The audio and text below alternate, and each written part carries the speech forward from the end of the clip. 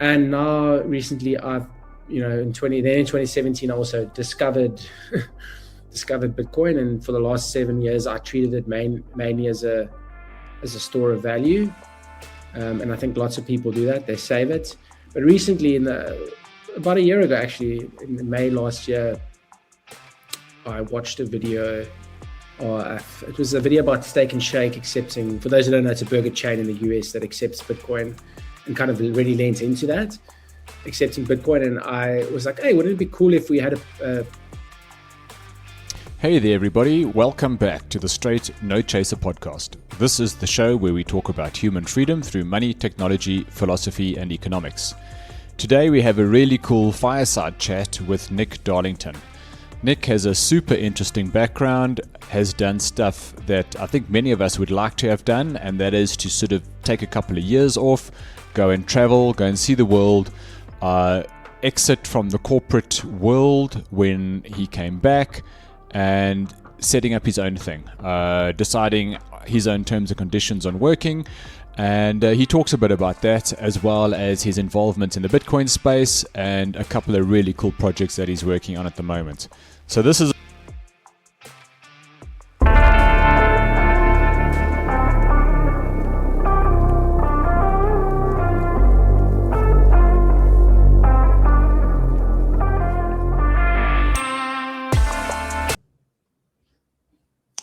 awesome. Nick Darlington, good morning and welcome to the show. It's great to have you here. shot, man. Thanks so much for having me. I look forward to chatting.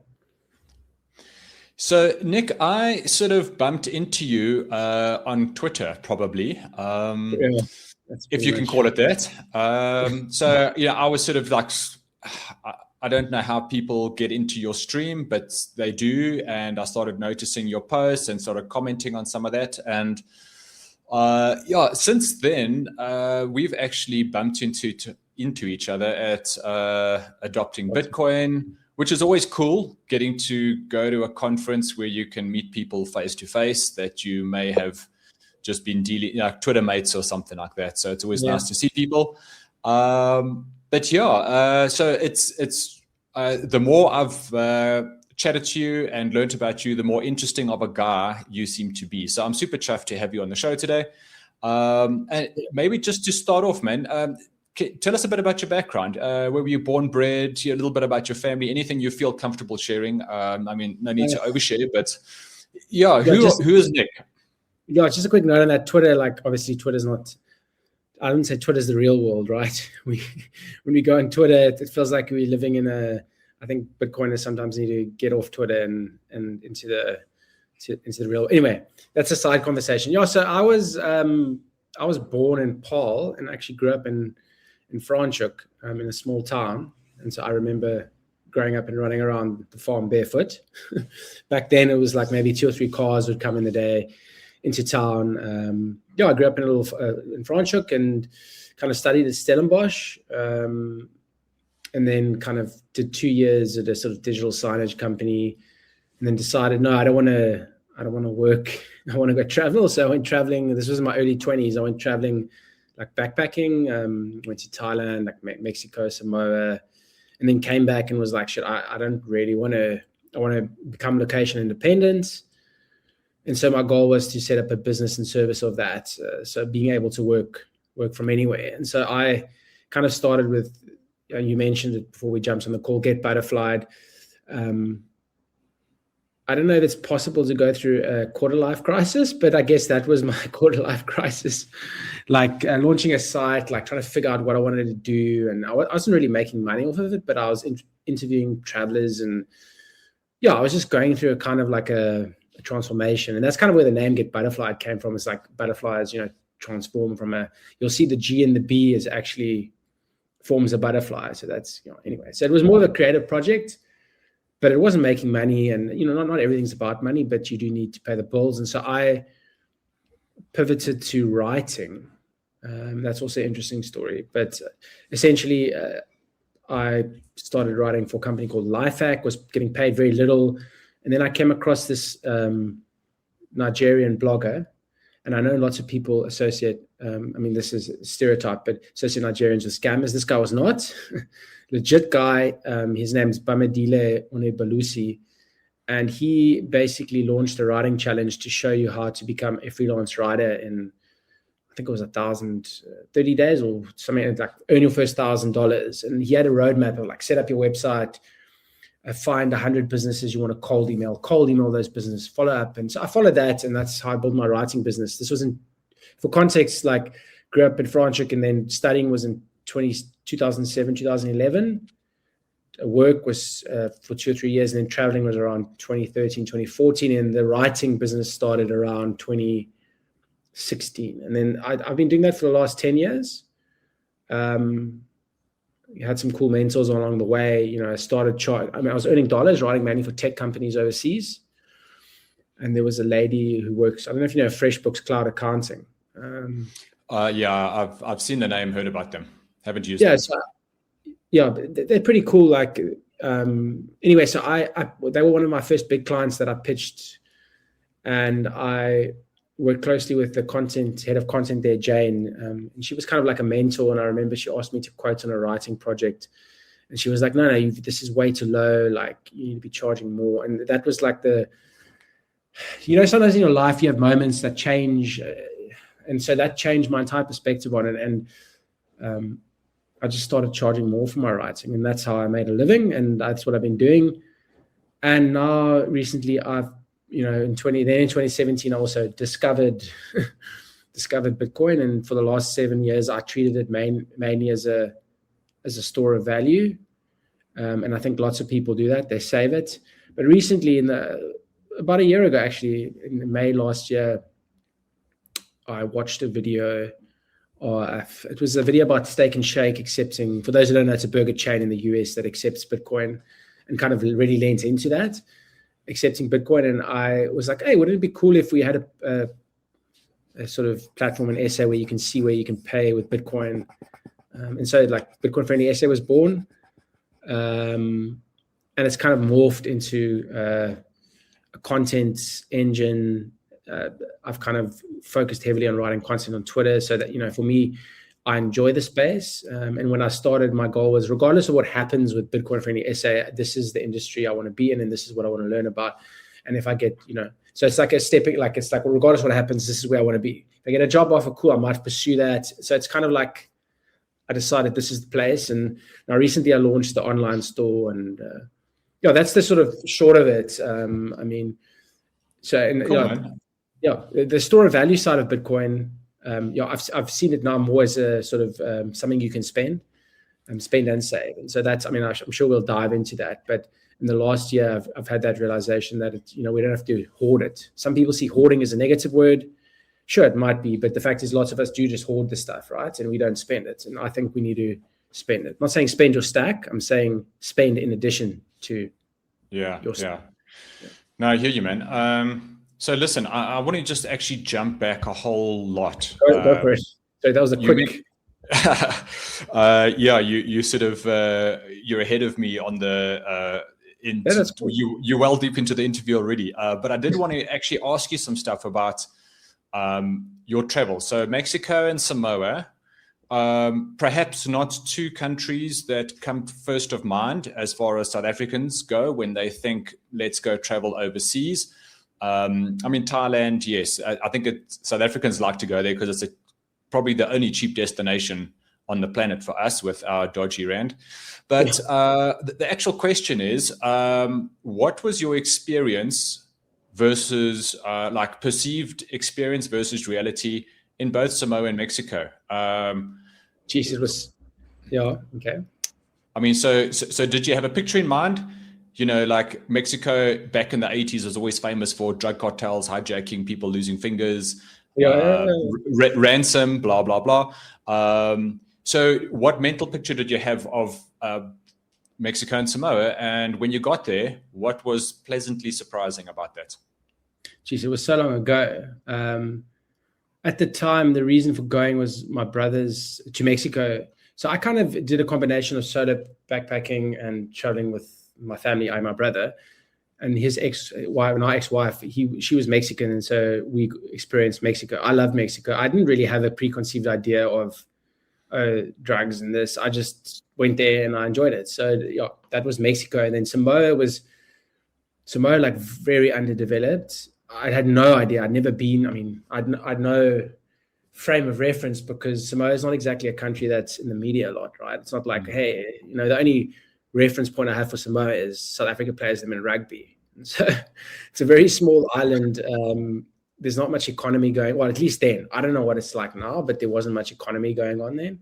People are very chilled though, very, very relaxed life. So yeah, I mean, that was kind of my experience. I didn't really have a preconceived. I went with an open mind, and so I didn't really.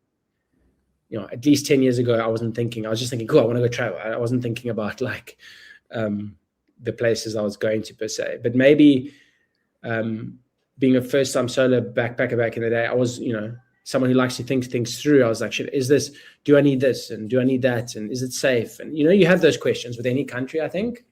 Thailand especially, I had those questions. And then I also spent some time in New Zealand. New Zealand is a beautiful place, but I find it quite boring in terms of there's not the energy like South Africa. It's a stunning place, beautiful scenery, amazing people I met on my travels, but it's not South Africa. There's not that energy, and people always talk about that, but it's a real thing. I think once you go travel and you come back, you realize it. So. Yeah, 100%. I mean, I was overseas in the US for a few years, not exactly a third world country, I'll be honest, but. It was interesting how I had a similar sort of awareness when I was there, was that everybody is so law-abiding. And it wasn't like in a negative way, but it was just an awareness of things. You'd have a conversation. It's not like we're breaking the rules, though, it's not like it's just like people are very, rule, like I get you. Australia is similar, I've heard at least. Yeah, like everybody was like, what does the law say? Or what do the regulations say? Like they were so like, clear about what they could or couldn't do, and if they got anywhere close to the edge, guys were just not interested. Very nervous, step back from that. I know we need to get guidance on that. And I don't know if it's because it's such a litigious, or they litigate a lot over there, so everybody is very cautious about going anywhere close to any kind of possible lawsuit action. That's made them like that. I don't know, but it was just something I didn't really expect. You sort of see the American movies, the Wild West movies, and it was just like people on the ground were just completely different. Very cool, amazing people, super helpful, friendly, always ready to chip in. But they seem to, it's almost like they seem to have almost lost a level of freedom and excitement and wildness that comes through in the movies, but you don't pick up in real life. Yeah, I think that's the freedom in SA is I'd say we have a lot of freedom compared to some other countries. That's why you have lots of Europeans coming here to places like Cape Town. And I mean, we have a beautiful place and there's energy and there's freedoms. And freedom's a funny thing. It's coming, I say it's a funny thing, but people are more aware of it now than ever. I don't know. The world is I don't even know what to think at the moment about the world, what's going on. But do you think South Africans think about freedom a lot? It seems to me that there is sort of overt and covert definitions of freedom. The overt thing is, yes, we're a rainbow nation, we're an open democracy, everyone equal this, equal that. But there also seems to be a undertone of actually not as free as we think we are. BEE laws, something that comes to mind. Labor Relations Act, hiring people, firing people, very, very difficult to do here. As great as our banking systems are that we can send payments, we are actually world-class banking here. And once again, being in the US for a couple of years made me realize how absolutely dismal their banking is. Yeah, SA is one of the top, right? I think F&B won those back in the day. F&B is a bit annoying at the moment. Yeah, they're very cool. Someone said to me a while ago that any senior banking exec in South Africa gets contacted constantly to go and work for banks overseas because our systems here are so good. But so freedom is a funny thing. We seem to be bureaucratic regulation is certainly increasing all the time in South Africa. I'm a business owner. I can see it and feel it. So we have this, yes, we're a great free nation, but I think it's actually being stripped away from us little bit by little bit through bureaucrats. Anyway, that's just me on a bit of a rant. No, it's true. What is freedom? If you can go and Google, type in the definition. When I think immediately freedom is like freedom of expression, freedom of choice. But that idea of, if you're having to second guess every action you're taking, is that freedom? Obviously, everything you do has things have consequences, right? And you think through what you do. You can't do something without there being some consequence. But if it's to the point of it governs your entire, anyway, I think I'm also going to go on a rant there. It's not the topic that I think it's a topic that's important, but this show is specifically about human freedom around money, philosophy, technology, and economics. So freedom is kind of central to that. So always happy to chat. And I find freedom interesting when you take something like freedom of speech. You mentioned it earlier. We have freedom of speech, but what does that actually mean? I've heard, people say, oh, well, you can say anything you want to as long as it's not deemed hate speech. Well, then it comes, okay, well, what does hate speech actually mean? And why are there some words? What is defamation? Yeah, why are there some words some people can say, but other people can't say the same word?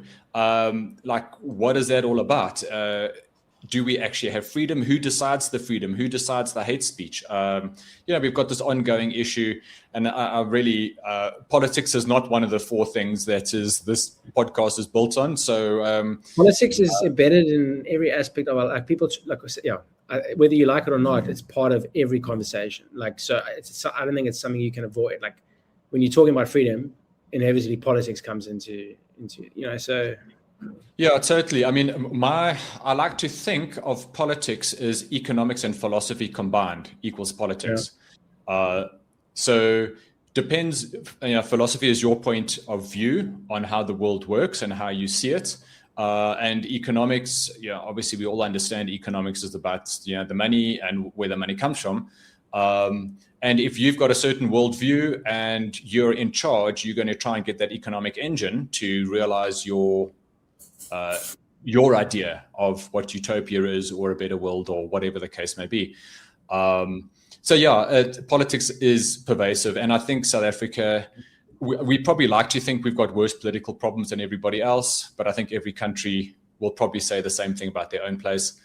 I think we also tend to focus, we're short-term bias, our memory is, we remember the most recent negative thing, and we tend to focus on the negative things, I think, a lot more. There's also lots of positives. You can change the spin on anything. It depends where you're looking, right? So, and it depends what media you're consuming, and it's very easy to think you're a rational, open-minded being, but if your algorithm on X, for example, like Bitcoiners, we get fed Bitcoin content, that's also a vacuum, right? So I don't know, you got to train the algorithm, or just try and have conversations with people who differ in your views, even people who you disagree with. That's why I like a show I don't know if you know, watch the Penuel show. He interviews a lot of different people, and people who might have different opinions with him. But the point is, he's having these conversations, and I think as South Africans, we need to have those convos. So, so that's an interesting one. Let's talk about that a bit more. You're a communicator. I think if I had to round you up into a single word, you're really good at written word, communicating, marketing, branding, which is just communication again as well. So in terms of getting out of that little echo chamber that you referenced earlier, what have you found works for you to sort of break that a bit? Jeez, bringing that up, it makes me realize that I need to actually make more of an effort to not, I don't know, just interacting with. A good example for me, maybe this is not is just being in the physical world and having conversations with people mean, that's the best way to do it, is not live your life on social media. And so whatever form that takes in the real world, like, often, for me, when I go to coffee shops, obviously I love Bitcoin, and go to coffee shops and we have conversations. Obviously I'm extending the Bitcoin thing into the physical world, but I don't know, just having those conversations, and you get pushback from people who sometimes like, oh, I think it's this and I think it's that. And you're like, okay, cool. You can think that, but maybe go check out this. And if they have a view that maybe challenges yours, then, that's also good. So yeah, I think sometimes to answer your question, get out there and have conversations try and have difficult conversations that make you feel uncomfortable. I mean, I struggle with it. I think we all do to some degree. I'm not someone who likes conflict. I grew up, I don't like conflict. But I mean, we have to have those convos. So. Yeah, I think I think that's amazing. Great advice there. Just be with people, talk to people. At the end of the day, this is all about people anyway. It's about community, and it's about life and the people around you. Your family, there are going to be people in your family that you're going to struggle to communicate with as well. So it's not just like a blood and water issue. And I think if you can get good at just talking to people, as I've gotten older, I've learned to maybe be less forceful in my opinion up front, at least. I mean, if you get into a bit of a debate, that's fine. But I've been caught out so many times by sort of meeting someone and then commenting and like, hey, this COVID thing was such a disaster. What a balls up, and I can't believe we fell for it. And then the person I'm talking to is like, yeah, we really should have done more to isolate longer. And, it really wasn't enough that the governments did. And they give me reasons why they think the way they do. And it's always sobering for me to walk in there, guns blazing, and then you realize you've got the total wrong target here. And then COVID's a funny one. Yeah. I mean, this is a totally side conversation, but I've had long COVID. I don't know if you know what long COVID is, but it's a sort of silent thing. It's basically like chronic fatigue syndrome. I've had that for the last 3 years. And anyway, so I don't know why, that's a whole other conversation, but I've actually written about it, and lots of people actually, I mean, this is a separate thing from, we can disagree on how the government handled it and whatever, but there are people like suffering with the after effects of this thing. And so, it's something that I think more awareness needs to be brought towards is this issue. It's millions of people suffer from it. It's like this, I don't know if you know anything about it, but it's like anyway, that's a totally different conversation, I guess. Look, I tested positive 5 times for COVID at separate occasions. And at the time I was on a cycling team, and the guy that's basically owns the team, he phoned me immediately and he's like, dude, there's this like possible myocarditis problem that COVID can cause. So here's the name of my cardiologist. You book and go see him and do a full battery test. So I went and did that whole thing, and I got a clean bill of health. And I think that was after my second. Did it affect you in any way? Like, did you feel any, or were you one of the lucky people who'd could dissipate a bit? Yeah, I think there was only one occasion I actually felt a little bit sick. All the 4 other positives, I don't know if they were false positives, but I actually felt 100% fine. The one I felt a little bit sick. So I suppose that probably also colored my perception of the whole thing. Yeah, keep going, sorry. No, I was just saying, when I was in the US, I was chatting to actually quite a good friend, South African guy. He had been there for like 30 years, and he was a big, like a senior guy in a massive American corporation. And we were just taking a walk around our neighborhood because you can do that over there. It's really cool. And this topic came up, and I said hey, what a disaster that whole thing was, what a stuff up, and hope we never, make such bad decisions again. And he was the one that was like, well, we should have done more. We had people in our office that died from it, and I don't think we did enough to prevent it, blah, blah. So yeah, that was just like a direct conversation I had with someone. And I just realized, hey man, stop trying to put your view of everything on the world. I mean, some of my best mates have zero interest in Bitcoin. In fact, they probably think I'm a bit of a nut job because I rant on about the government and control and lack of freedom and censorship, and they probably look at me and go, "Oh, here he goes again." But they're amazing people, and I wouldn't switch them out as friends for anything in the world. And the nicest guys, and they've helped me out and always have done. There you go. I mean, and they're just my mates. Yeah, you can have different opinion, or you can believe different things. Like your one mate can be Christian, your other mate can be Muslim. You know, as long if one of your mates is extremist and stuff, then that's a different story. You'd maybe have to challenge them on that. But even then, people obviously are just different in how they think, how they see the world, and obviously your worldview shapes. It's like people, you can't expect someone to empathy, for instance. I was having this conversation with a doctor yesterday. Empathy is, being able to put yourself in someone else's position. But that's quite hard, right? If someone has cancer or, I don't know, name anything, you try and be empathetic and feel what they're feeling. But unless you've actually felt it, or maybe had someone in your family who's close to you who's had it, it can be hard to be empathetic. And so,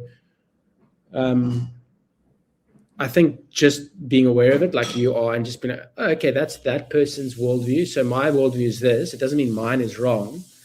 It just means it's different. And it's okay that person has a different, we're not wrong. That's our experience. And the two can exist together, Yeah, I think what's been interesting for me is to see my own journey through life and how my own opinions and views on things have changed. Some haven't changed at all. Some have been the same from as far back as I can remember, but certainly a bunch of opinions about things have changed. If you had spoken to me in my 40s, I probably, pre-COVID,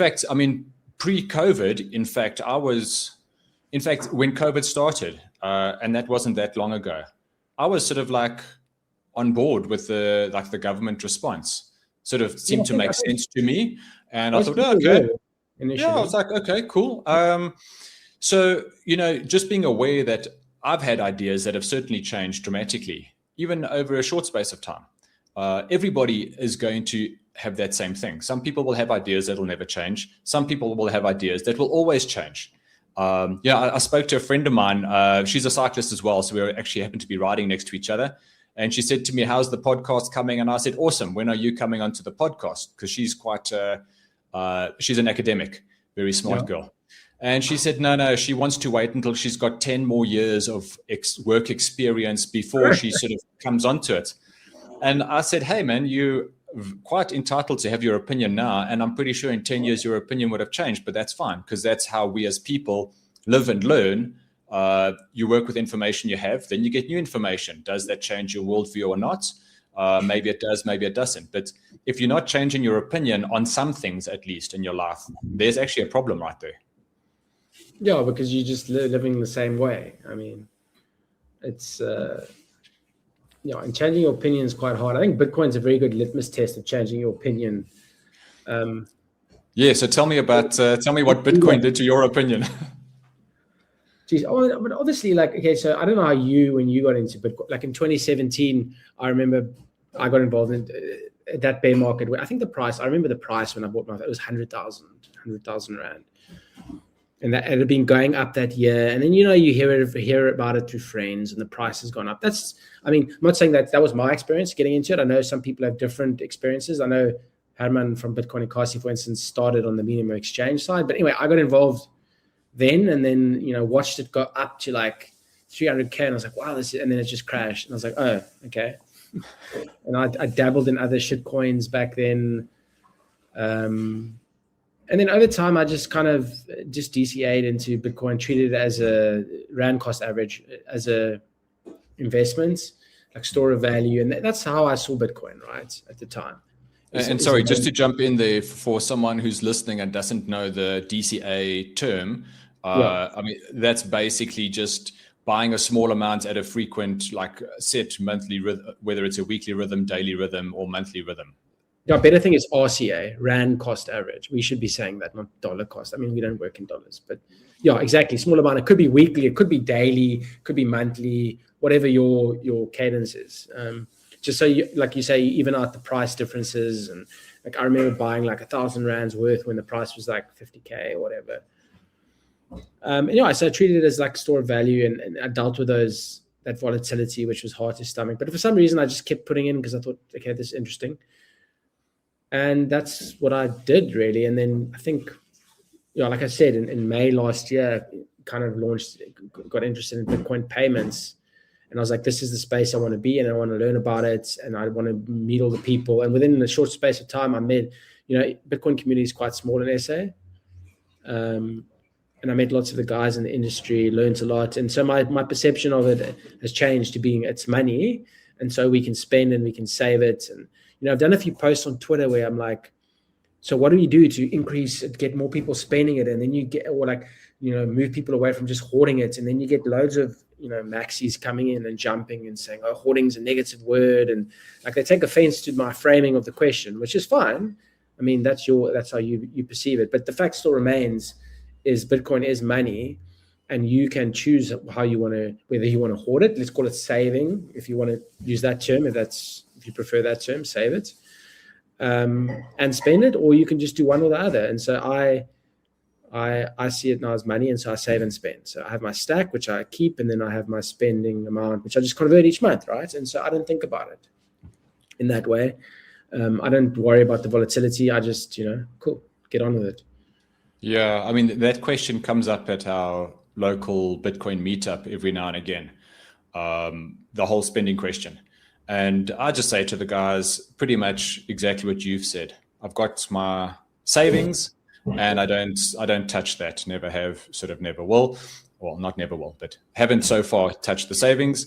But then each month, what I probably would have just swiped on my credit card, I'll take that money and I will buy a little bit of Bitcoin and put it onto a wallet. And then I'll just go tap and pay for stuff that way instead of using my credit card. So, I mean, it's a little bit of it's an extra little bit of work. It's much easier to take my phone out and just tap to pay off my card loaded on my phone. But I do want to see the circular economy improve. So I just buy a little bit of Bitcoin, stick it on a little Lightning wallet on my phone and tap around as I go. And when that's used up, I wait till the end of the month and then I just take a little bit more and off I go. So that's just personally how I decide to do it. Just keep it two very clear, very simple, very separate things. I'm not mixing wallets or addresses, or don't get in, that's a bit technical and I don't want to get too far down that road for that's a whole... The taxing thing, and it's anyway, that's we can get into that if you want, but that's a good way to do it. You separate it. It's an emotional separation in your brain, so you don't feel like you're losing this thing, right? Because that's the thing. People are like, I got to hold it, and I don't want to lose it, and you know what I mean. Okay, so you walk into a coffee shop, you talk to a guy, you buy a coffee, and you say, "Hey, do you accept Bitcoin?" I'm guessing that's kind of the kickoff point. I just say, hey, can I pay with Bitcoin? I believe you accept it. Sometimes I just say, I believe you accept it. And they're like, huh? Especially they're like, what? I'm like, yeah. Sure. And then they ask her, I either leave them to figure it out, or I'm like, okay, show me the QR code. Look. And then I show them. And like in Bree Street yesterday, I was chatting to someone and she was interested, and I was just talking to her. And I said, okay, download this wallet and I'll come back in 2 days and I'll send you some just to, from my spending wallet, just so you can get used to it. So there is curiosity amongst people. Like people are curious, and some people know what it is and some don't. So I find I need to be mentally ready to talk to someone about it. Sometimes I'm just busy. I just want to get in, get my coffee 100%. And move on. But sometimes I've got a bit of time on my hand, and then I'm like, okay, I'll take a bit of time and talk to someone. And then also sometimes I see the person behind the counter is flipping busy. They're up and down. There's long queues. Yeah. I'm like, read the room. Totally read it. So what has been the best experience you've had with that? Do you accept Bitcoin when you're buying your coffee or whatever it may be? Something that really stood out for you that was like totally unexpected, but awesome experience. I wouldn't say it was unexpected, but just a memorable experience is at Engine. There was obviously you can pay with Bitcoin at Engine via scan to pay. And I was chatting to the petrol attendant. His name's Lutando Tolo. I think that's how you say it. And he was just curious, and I was we got into a conversation about what it is, and then I was explaining like, cool, like it's the peer-to-peer angle, but I explained it in a South African context, like it being chorme to chorme or peer-to-peer cash. And anyway, that was memorable in the sense that I posted about the story because I got him to download the wallet. I sent him some, and sorry, I didn't at the time. I came back later and sent him, but I posted this on Twitter, the story about explaining it and how it's this chorme to chorme stuff. And someone, I think it was one of the guys in the Bitcoin community, quote tweeted or whatever, and said, Bitcoin, chorme to chorme electronic cash system. And I was like, oh, that's cool. And so from that, I had my T-shirts made, the chorme to chorme digital cash T-shirts, which is obviously a South African, the Bitcoin now chorme to chorme digital cash. And so that was memorable in the sense that it created it was an experience that I had, and it was linked to Bitcoin. And yeah, there's a story around it. And so I'm actually in the process of, I need to write that story online and share it. But yeah, that was probably one of the most memorable experiences I had with it. Cool. So you've mentioned Twitter a few times. I take it, do you find that is kind of your biggest platform or most widely distributable? I don't know how would you define it, but is that like the biggest loud halo? Yeah, I think for if you're in Bitcoin space, it's probably where most Bitcoiners hang out. I know Nostra is another one. I'm not actually on there. I have looked at it. I'll probably get involved. But for me personally, it's X, Twitter. And yeah, I think Twitter is a good tool for brand building. I don't always think it necessarily, content creators, it can be hard to make money on Twitter. You have to meet certain thresholds. And I don't think it always converts as well. Like I sometimes find that, for example, I'll share something and you get amazing like feedback and views, and I call it vanity metrics, but it doesn't necessarily always convert. And a good example of this is my online store. I get loads of traffic to a post on Twitter, but it doesn't convert into a sale on my store. And that makes you realize that for me, Twitter is a brand building place. And it's a place where I can interact and connect with people in my community, share what I'm doing, learn about what other people are doing. And so that's basically what I use it for. So I do definitely want to talk about the store. But just before that, I'm on Nostr. I think I'm using Primal, both on my laptop and on my phone as the client. Nostr is actually a protocol itself. So Nostra, right? Nostra. Yeah, it's Nostre. I think it stands for notes and other stuff transmitted via relay. Okay, good old Americans came up with Nostr from that whole mouthful. Decentralized, right? Yes. So I actually happen to have a Nostr relay running on a server here at the office, and that just. I suppose it's kind of similar-ish to how Bitcoin works. You can get a Bitcoin node running on a server, and you can just help secure not really help secure the network because that's what the miners do, but basically maintain the network and verify transactions and all that sort of thing. But Nostr is the same. You can download a Nostr relay, and then you just help messages going through, and you can store your own content on that. And I haven't dug into it too much, but I think you can restore some stuff. If you lose out some stuff and you backed up to your own relay, you can restore some chat or something like that. But anyway, that's getting technical. But the point was, so I'm not a prolific social media poster, but what I have been doing is I'll open up Twitter, open up Nostr at the same time, and whatever I'm going to post on Twitter, I just copy and paste into Nostr and push send. So I literally just copy the entire post and send it through. And my thinking was, well, Nostr is pretty small at the moment. There's not that many people on it. So you could get bigger bang for your buck in terms of audience reach.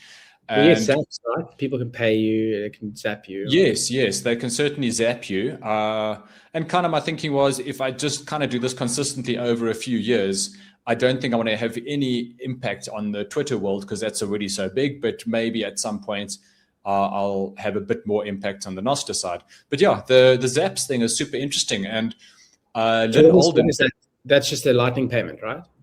100%, yeah. So if Noster, if you use Primal as your client for Noster, and Damus, Amethyst, there's a few of them. You can choose any which one. Separate client? Sorry, I looked into this, and at the time I was like, okay, I need time to figure this out, and then I just went away.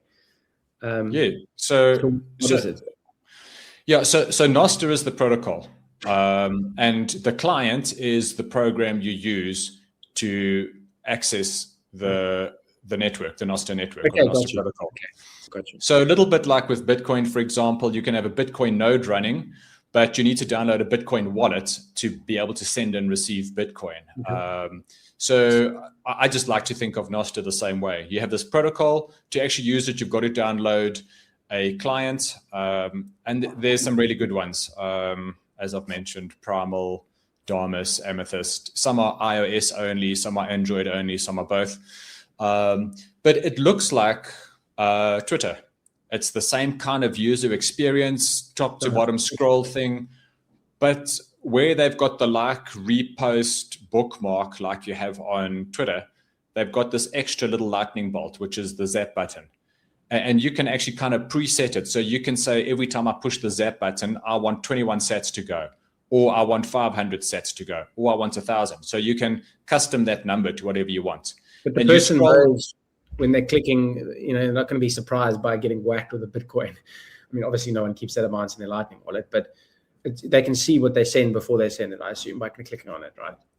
Well, you set it up when you set up when you connect your Lightning wallet to Noster, you choose how much what a zap is going to be. So you decide that up front. You can see how much they're going to zap before they send, obviously.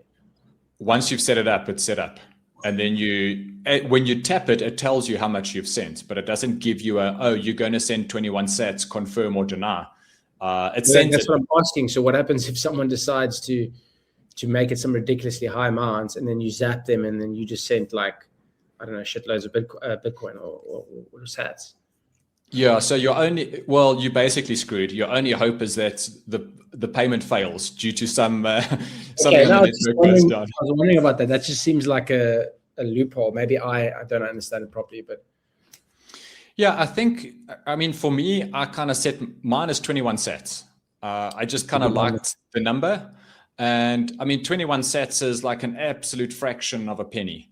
I mean, it's so small. If I zap the wrong person or whatever, I'm not going to lose anything. So I hope I never leave my phone lying around unlocked, where I've got a mate who knows how Noster works, will open up my phone, go and change that to 21,000 sats. That's what I'm saying. There must be a thing, like if I want to zap you before, I can see how much I'm going to zap you, because otherwise that just allows for like people to scam other people. Maybe I misunderstood it, but well, as far as I know, at least on Primal, which is the client I use, it doesn't give you that. And they've probably decided to go for an easier user experience, where it's a single click to zap the oak, and then you scroll on to the next thing. But that's very cool, though.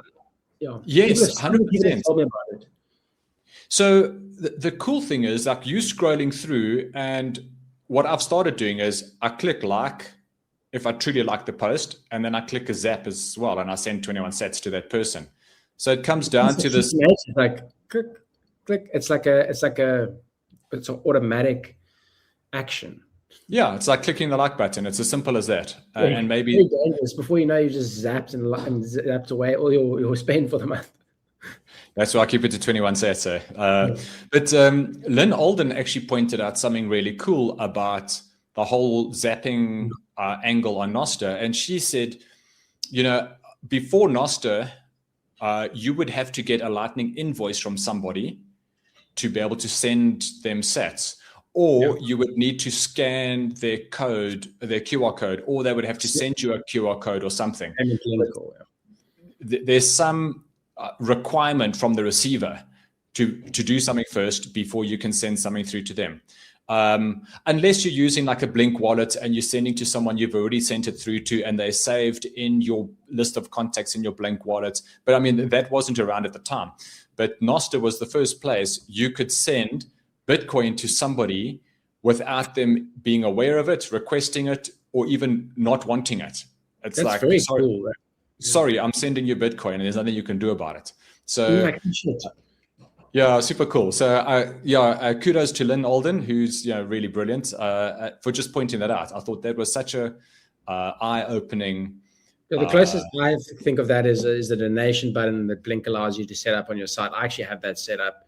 I've had a few people send me like randomly, like, where is this coming from? Oh, that's so cool. I just got sent 100 rands worth of sats from some random person. It's pretty cool when it comes in. It's quite a nice feeling.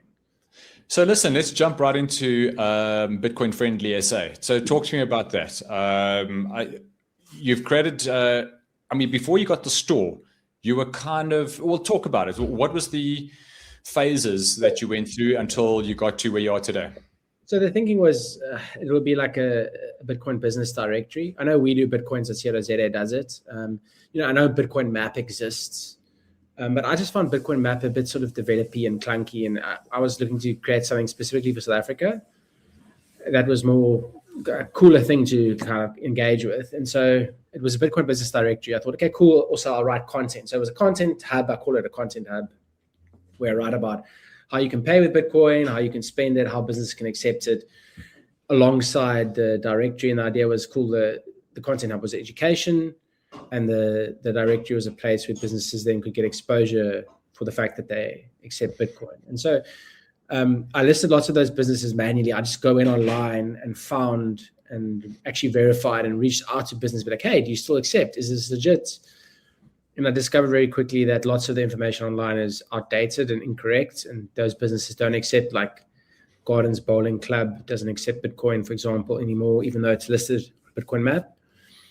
But I quickly realized as the payment space was evolving, look at Money Badger onboarding all those merchants, obviously via an integration, which means many of those merchants either don't know they accept Bitcoin, and obviously it's not and they settle in rands, right? Many of them, most of them. And so I was like, geez, I don't want to list 800,000 stores or whatever. So I was like, this isn't really a big focus. I don't want to list all those stores. So I kind of kept it to small businesses that accept Bitcoin directly. And so you can still go on my site and list I still have people listing, because it's a great way to let people know that you accept it, especially the small independent businesses. And then I still write content about it. But then I was like, cool, I more kind of morphed it into online store. And where that came about is I was at Adopting Bitcoin Cape Town. I was speaking to lots of people. I had this conversation with Ben from Money Badger before, and a few other guys, like this idea of an online store, and it popped up in different circles. But at the conference, I had it again with a few people. And then I went to the circular economy in Khayelitsha, Bitcoin Loxian. And I went to Siki's Coffee, and there he was his coffee. He roasts his coffee. Did you go on that tour to the Khayelitsha? No, I was flying out Sunday morning. So you were flying. I missed all of that. And then I was just like, okay, this makes sense. This is how I'm going to do it. Like, I'm going to create an online store. I'm only going to list products from businesses that accept Bitcoin. Curate some of their products. And so I found a few that I'd already listed on the site. So Northern Plateau Robust in Woodstock, Siki's Coffee Cafe in Khayelitsha, Ikaya Coffee Roasters in Strand. And then I just reached out to them. I met them several times, and I still interact with them. And they agreed to it. And, so now essentially I have some products listed. I keep a small amount of stock because I want to fulfill orders myself. And I pay them in Bitcoin for any amount of stock, and I receive sats from people. So it's basically what Louis said. Louis said it's a online Bitcoin circular economy in many ways. And so I'm just looking to, at the moment, build out the store. It's a very small market, right? We need to accept this. Like you said, you have a small spending wallet, and lots of Bitcoiners don't want to spend their Bitcoin, and that's fine, right? So, the spending. I could go on the tangent now with the spending. That's the next segue. But is there anything you want to specifically ask me about the store? No, I was just curious as to how you had evolved to where you are at the moment. And have you got a logical next step? Yeah. So, I have to agree with you. For me, I love the Money Badger guys. What they've done is absolutely incredible. And it's something the whole world can look at and learn from. And yet, I do feel like an affinity to shops that take virgin Bitcoin payments, if you can call it that. A guy that's got his little point of sale or his little whatever Blink wallet on the countertop there, or there's a QR code and you can scan it and pay it, and he's not been converted into fiat, deposited as rands in his bank account. It's like it's actually going into a wallet, Bitcoin wallet, and he can see it come through. I've got a friend of mine that's got a coffee shop. It's a really, really nice coffee shop in Pretoria. And I got her set up on that. And I always wonder, I fantasize or hope that she gets a smile on her face every time she just gets this pop-up on her phone, even if she's not at the store. I get it all the time when people order from my store. I'm like, oh, someone, and it's not a huge amount, but that feeling is great. So, sorry, I stopped you there. I can relate. I need to ask her sometime about that, but I hope she gets a smile on her face every time she's like, ding, something comes through. There aren't many people that are actually paying in Bitcoin at her coffee shop. Somebody said it's me and one other crazy Australian. I think there might be a couple of others that are doing it. Or more. I mean, some people don't. Yeah, well, with the direct payments, people will probably let you know. But with the ones via Money Badger, as cool as that is, right? It's great because you're merging two worlds. I think it's a good way to onboard lots of people. But in that instance, like people will walk in the shop and just pay, and you can basically pay without ever letting anyone know that you paid in Bitcoin, which is fine. Yeah. That's you do that.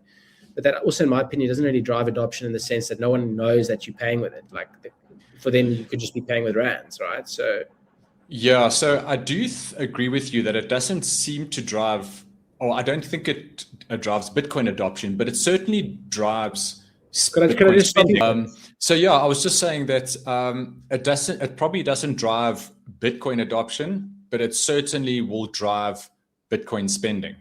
100%. Because I think it's that whole sort of chicken or the egg thing that until the Money Badger guys came on board, like where did you find anybody that was going to accept Bitcoin for products or services? It was 100%. Like hen's teeth. You couldn't find it. It's like a puzzle. I think all these things play their part in driving it in one way or another. And some purists I post something and say, oh yeah, but it's always like some people just don't want it to succeed. They'll say things like, oh, but that person's setting in rands. You're just wasting your time. Or, oh, the transaction volumes aren't high. It's never going to succeed. I'm just like, okay, well, it's just weird. Like some people, like anti-Bitcoiners, like will just randomly just come out and just comment on posts. And I'm like, okay, cool. Well, I'll just keep doing what I'm doing. And you talk to me in 10 years. Yeah, I mean, I kind of guess it's a bit of a human condition issue that people are generally negative towards things they don't know much about. I mean, it's easier to say no to a foreign idea because you don't have to think about it any further. If you say yes, now you have to, okay, engage your brain, really think about this. Okay, what do I actually think? So in most cases, people are just negative because it just shuts down their conversation and they can just move on to their favorite topic, probably themselves, and carry on talking about that. So I try and take it with a pinch of salt when guys get super negative. Unless they're being... Twitter builds your skin. You become... I'll just ignore, like if I'm like, I consider my energy levels, I look at the comments, I'm like, ignore. Because at some point, like I do engage, but at some point I'm just like, my energy is more important than engaging with this. So. Yeah. Actually, I think talking about that, it was something else that Lynn Alden once again had commented on her. It was a Twitter comment. It stuck in my mind for some weird reason. She posted a thing about a guy that had been on Twitter for X number of years and had so many thousands of tweets go through his profile or on his feed or whatever you want to call it. And he hadn't commented once in all those years on everything. And she just said, how freaking awesome is that? Some guy can just sit back, look at the stuff and not feel the need. Yeah, not feel the need to throw his... you should get an award for that. Yeah, because everyone thinks they're smart and everyone thinks that they've got a pretty unique world of view of the world. And they've got some... that. I'd probably totally. Yeah, I think everyone has. We have an ego and we like to think we know a thing or two, especially about a topic you're passionate about. And I guess, Bitcoin is an example of one of those passionate topics that most people know nothing about. So it is kind of easy to come across as a bit condescending. I think I've just butchered that word. Condescending, not condensating. Condensating is happening on the windows outside here at the moment. So it's always like a good reality check, just like, hey, calm the egos. The stay humble, stack sats comes to mind. I think Odell is. I watched the video. Carl said, "Stay humble, spend and stack sats," or spend and stack sats. Like I watched it last night with one of the old Adopting Bitcoin Cape Town ones, and I was like, "That is." I don't know if that is his catchphrase now, but that to me is the best. It should be the new Bitcoin catchphrase: "Stay humble, spend and stack sats." Or even just stay humble, spend sats. Keep it closer to the original one. Don't only advocate for spending because you'll get lots of hate, as I have. So proof of spend, which I launched, was kind of like at the Adopting Bitcoin Cape Town conference, at the end of my talk, I kind of, mentioned this reluctance of people to spend because of the hodl culture, because of, tax implications, this idea that this Bitcoin is this thing that you only keep and you don't spend. And so I encountered this directly with the Bitcoin Friendly SA online store, reluctance to spend. And I was chatting to Ben. And anyway, so this idea of a proof of spend movement to encourage Bitcoin spending was kind of launched. And I know you're a part of it. And we need to get your biltong listed on the site, actually. That's a whole other conversation. But my idea is to get 100 South Africans committed to spending X amount each month for 12 months. And it's going to be a bit of a challenge. And alongside that, I'm looking to get more merchants who want to earn Bitcoin for their stuff. But I'd be curious to learn about the biltong you're making. Sorry, for those who don't know, Gavin's making biltong. You're using miners. Can you explain that? So I feel like I'm interviewing you now, but yeah, no worries. So I wanted to I don't want to get too complicated with this, but the short story is I wanted to heat part of my office using S9 Bitcoin miners. Now, S9s are older generation miners. They're not very efficient these days, but they do produce 40-degree warm air. It's part of the cooling process. They suck air. It's an air-cooled unit, sucks air in the one end and blows out warm air in the other end. That warm air is 40 degrees. A lot of people in the US are using those old devices to actually heat their houses. So instead of paying the heating company for heat, they will plug their miner in and they'll heat their house like that. So I thought, well, that's a cool idea. Maybe I can because I've got an office downstairs that's flipping ice cold. Everyone there moans and bitches about it in winter, and they've all got oil heaters plugged in. There's probably 6 of them plugged in at any one time. And I thought, well, I can use some S9s to warm the space up, but they're also noisy units. And I couldn't actually share the video. They were noisy. Yeah. I mean, it's like having a vacuum cleaner plugged in, like next to your head. So I couldn't solve the noise problem and get the warm air where it needed to be at the same time. So anyway, these things sat in the garage. And then funny enough, Adopting Bitcoin, I was chatting to someone down there and someone just said, hey, just use the warm air to make biltong or something. And I was like, damn, that's a great idea. So I came back, revived the whole idea, pulled the thing out, had to figure out how to switch it on, how to connect it, how to log into the IP address, just get the whole thing working. And now I've actually set it on a timer. So the theory is we've got solar at the office and I only want to use solar power for this. So we don't use all our solar that we generate during the daytime. So I've got a on-off switch. It starts at 9 in the morning and it switches off at 4 in the afternoon. So when it requires a certain temperature, right? So the miners are able to maintain that temperature. That's in essence the thinking behind it, right? Yeah. So if you buy a biltong miner from a store, they have these ones and they sort of recommend anything between 20 to 25 degrees temperature is what you need. But that's sort of in quite a small little enclosed box. So I thought, well, hey, I'm producing 40 degrees, but it's a much bigger room and it's not 24/7.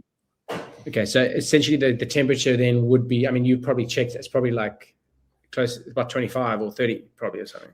Yeah, it's probably around about, I think 28. It sits around 28, which does help the Bitcoin, the biltong actually cure a little bit faster. Like the warmer the air, the faster it sort of cures. I noticed that it was quick when you shared those photos of the curing. It felt like it would be super quick.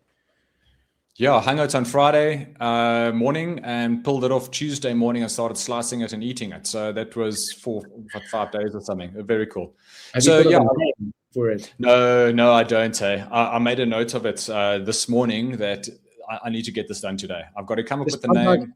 Claude, give me 50 names or 10 names, and I mean that's how you come up with ideas for that. I mean, anyone out there can.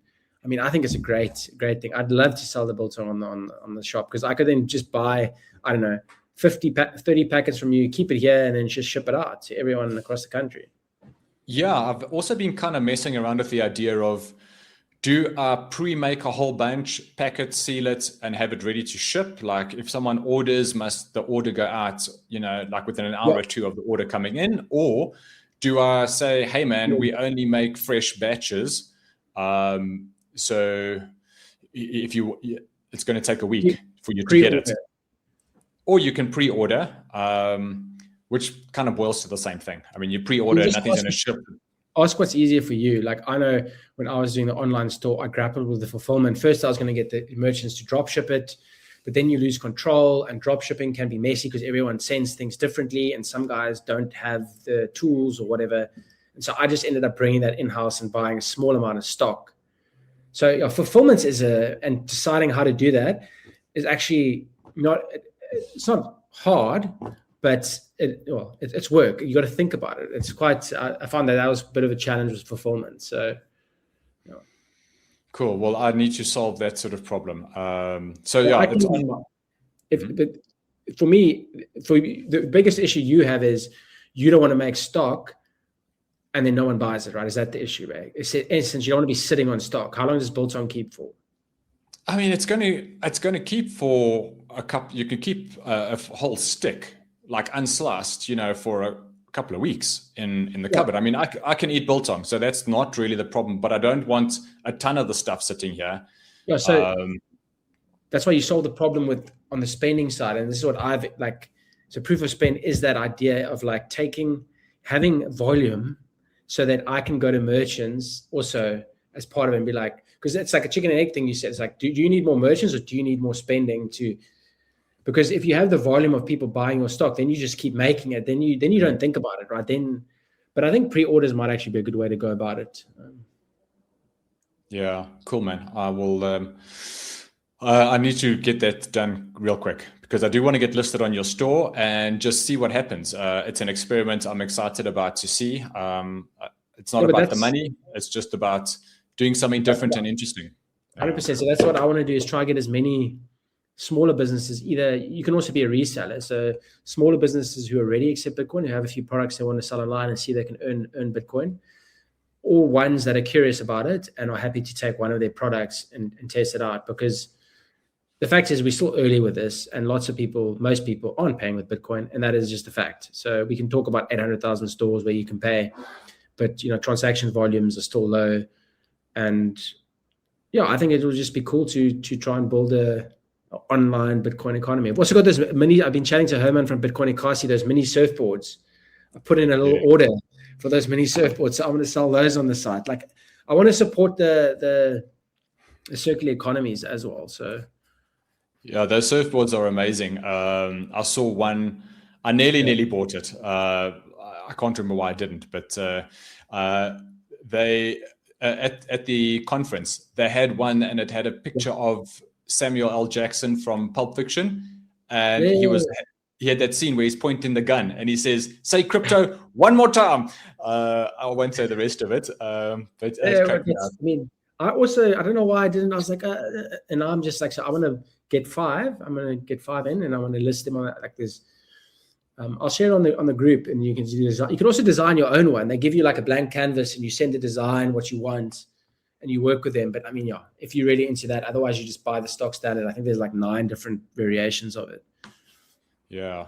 Oh, listen, on that topic, you might want to check in with Max. There was one of the delegates for adopting Bitcoin had a board game that she brought out. Yeah, Blanca. Yeah. Yeah, I can't remember her. Audrey something or other, I think was her name. But the shipment got delayed, so she arrived at the conference with no stock. I think she had the one she brought in her suitcase with her just as a demo unit.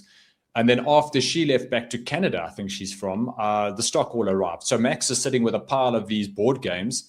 And it might be a good idea to list them on your store, so because not everybody will know who Max is and how to get a hold of him. Because okay, cool. I'll reach out to Max because Max also has other merch and stuff he wants to list. But yeah, man, I'd love to do this biltong thing. I have to get biltong on my store because biltong, it's a South African product. We all have it. Like I eat a lot of biltong and drivels, and I think we all do as South Africans. So it seems like a no-brainer, like biltong and coffee and tea and like, a few shirts or whatever. Yeah, it's the basics, hey? Is what we need to start every day. That's what we need, coffee biltong. Yeah. Lekker. Listen, Nick, we're pretty much out of time.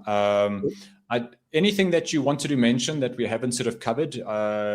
Just maybe punt the store one more time. Tell us how we can get hold of you, where we can reach out to you. Yeah, the store, if anyone is interested in the store, you can just go to the bitcoinfriendlysa.co.za / shop, or just head onto the site and there's links to it directly from the homepage. And then if you want to follow me on Twitter, is probably the main place, just at Nick Darlington. And then also I have a handle, Bitcoin Friendly SA. It's spelled weirdly because it wasn't available, but you can get that directly from at Nick Darlington. So X, and if you want to email me directly, you can also just at nick@nickdarlington.com or nick@bitcoinfriendlysa.co.za. Either one of those is good. Awesome, man. I will put those links in the show notes as well, so people can reference it and get to it easily as well.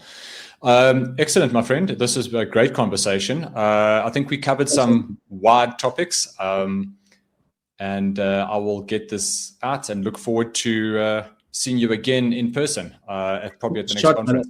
Really appreciate it. And sorry about the washing machine. It was going to drown out our conversation there at one point. No, it's cool. Okay, man. Have a great day and all the best for the rest of the week.